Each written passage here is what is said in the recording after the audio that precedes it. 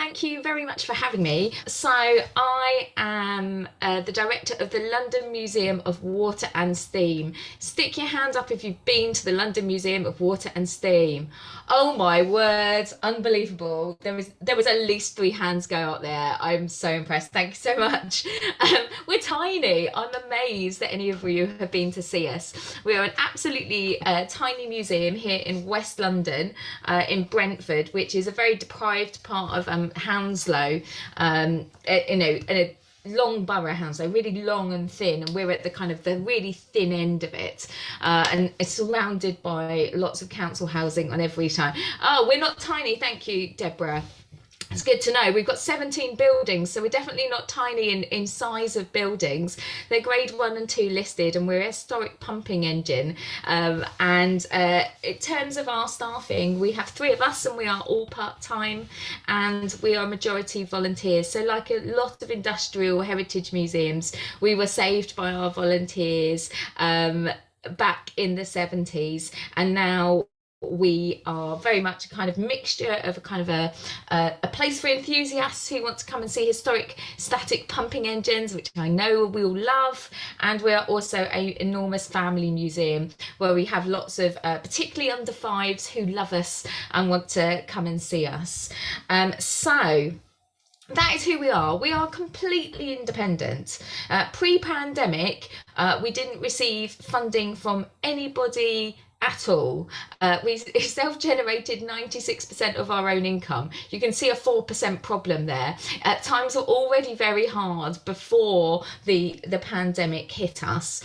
And just to give you an idea of how independent we were, the first time we went for money for Arts Council during the pandemic, I had to go through all that registration to get us all like actually as an organisation on Grantium, which was stressful. It's a week of my life I will never get back. So pandemic hits in March, and between only us, we have 2 months money left. That is 2 months and everything closes. Not 2 months and we need to decide what to do. 2 months and we are gone. We lost 86% of the income the day the doors closed. That remaining tiny bit of income is because we have artists who pay to be tenants on our geographically large sites. So what do we do next? Well, first of all, obviously furlough absolutely everyone. We even furloughed the museum cats, all of us off duty, nobody working at all, and handed the reins over to our trustees and went, best of luck. And we had kind of a mantra, protect the money to protect the heritage, protect the money to protect the heritage. But when you're given a blank canvas, where on earth do you start? You can do anything, apply for any money. You could close the place down if you fancied. Like what to do, what should you do next? So we went to our values that we'd actually spent some time in 2019 creating. And so we have 4 values that I'm going to talk to you about and then tell you a bit about how they've helped us get through the last kind of 2 years. So we have 4 values, very simple. The first one is knowledgeable. So at the start of the pandemic, we had to face knowledgeable as our value. Did anybody need anything about static pumping engines in the summer of 2020? Answer, no. We have never been less relevant in my life.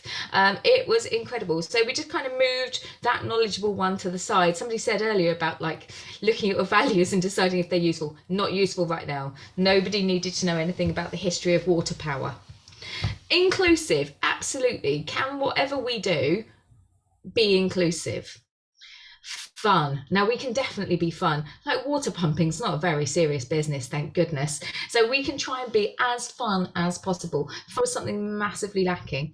And then the fourth one, and possibly the one that I think is the most important, is helpful. I think that's what some of the speakers have spoken about this morning.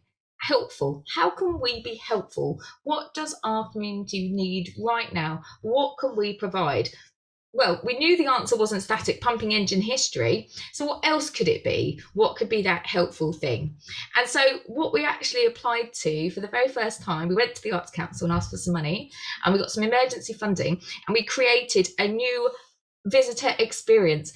We opened our car park. It was very exciting. We managed to join up our garden, our water play area with our car park, got rid of all the cars from it. We got 15 scooters donated, as in like little kids scooters. We set up chalk, we set up games. All of these high-rise accommodation had been spent months stuck up there looking down at this empty car park. And we thought, wouldn't the most helpful thing to be is to create a place where it's safe to take your kids to scoot and have some fun and mess around. And we put some singing on, and then so local community groups came and met, and then some people had some days out, like a whole community group had a day out to our outdoor opening. So a brand new offer. And this is based on something that we've always done since I arrived, which is the fact that it's really helpful when you've got no money. If you've got no money, you have to think about, well, what have we got? And what we have got is space, and tons of it, like loads and loads of space. So all we can do for our local community is share those spaces with them. Sometimes it's share the car park, sometimes it's share the steam hall, share the cafe, whatever. How can we share those spaces? So we give our spaces to the community for free. And so that summer, we just gave away space in our car park for people to come and play. We then asked the council for some money. We've never had council money before, so that was fun as well. It's a whole new application form, isn't it? Who knew councils like being told what councils think so much on their application forms? Wild ride. So started applying to the council, and they gave us some money to open in the autumn for our community groups. So we have a lot of groups that share on the work on this site who have people with autism who are their members, and they really wanted the consistency, and they could see the winter coming and the places they'd be meeting outdoor not being appropriate because it's getting colder.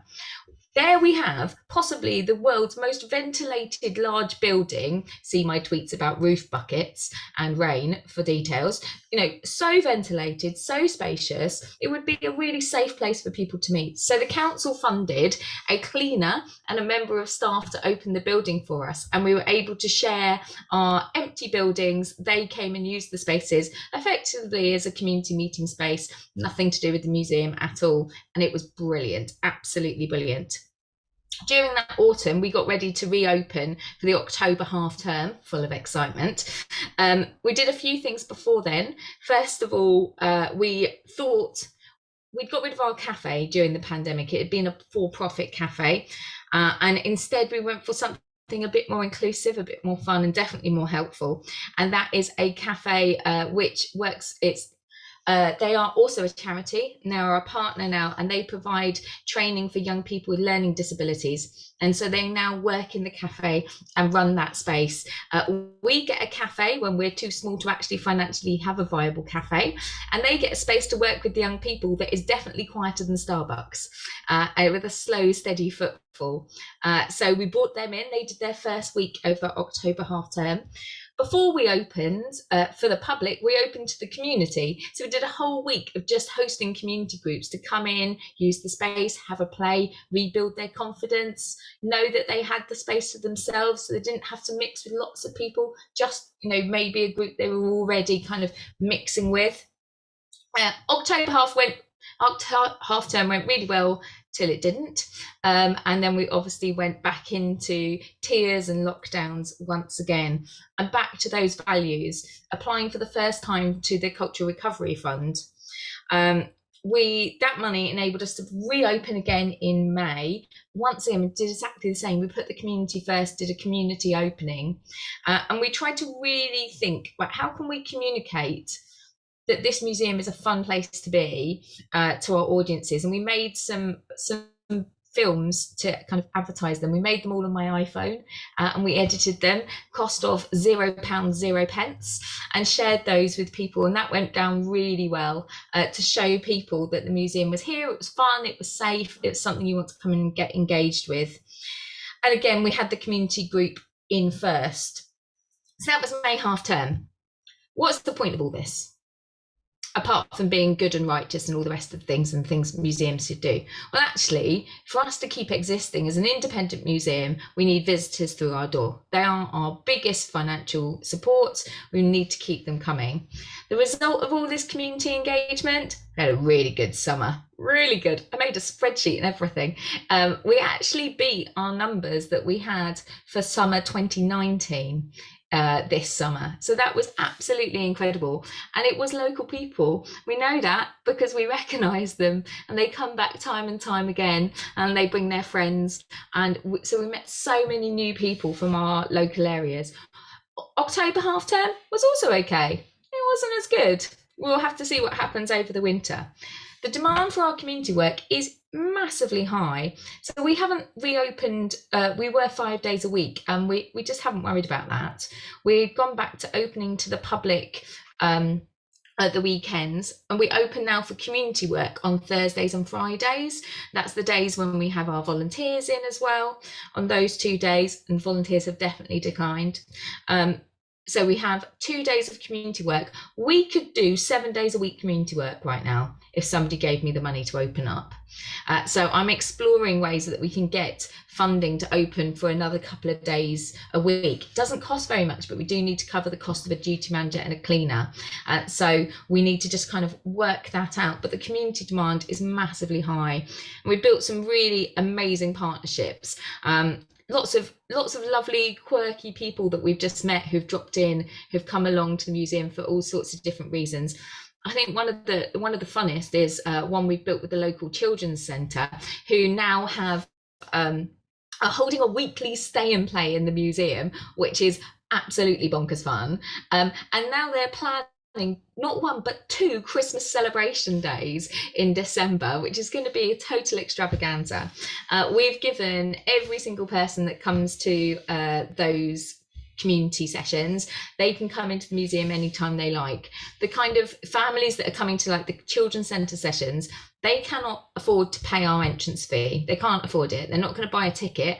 So it's not lost money, is it? Because they weren't going to buy a ticket anyway. That's not like, damn, that's 17 quid I could have got. Never going to happen. So just let them in for free, and it's wonderful that they are key people in the local community, and they start to see the value and worth of that museum. And maybe in a few years' time, maybe they would have the the money to support themselves visiting.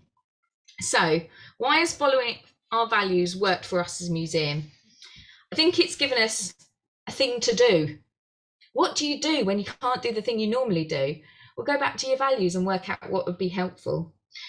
It's really helped us talk to funders. Really simple. Well, actually, these are the things we want to do, and this is why. My biggest problem I have on applications that sometimes at the moment, I think it's so simple. How am I going to fill up the rest of these words? Somebody wants a space to use. I want them to use the space. Can you give us a cleaner?